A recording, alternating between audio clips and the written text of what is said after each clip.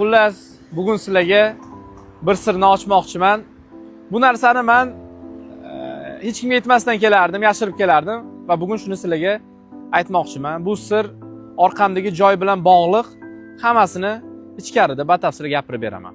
Xabaringiz bo'lsa kerak, men Wendys'ning ambasadoriman va shu ambasador bo'lganligim uchun Wendys tomonidan menga promokod berishgandi. Ushbu promokodni ishlatib, men har doim kola hamda freeni mutlaq tekinga olib ketganman. Yaqinda men ular bilan urushib qoldim. Nega aynan bitta men foydalanishim kerak bu narsadan? Xalq ham foydalanishi kerak. Endilikda sizlar ham ushbu promokodni foydalanib, tekinga kola hamda free olasizlar. Qaranglar qanaqa bo'ladi. Wendys'da xohlagan filialiga tashrif buyurasizlar va xohlagan burgerni buyurtma berasizlar. Va buyurtmadan keyin bittagina promokodni aytishingiz shart bo'ladi. Bu promokodning nomi Xalq uchun. Ko'rib turganingizdek, bir dona burger buyurtma berib, Xalq uchun promokodini ishlatib, mutlaq bepulga, kola hamda freega ega bo'ldim. Siz ham ushbu aksiyadan unumli foydalaning. Bu haqiqiy xalqona aksiya.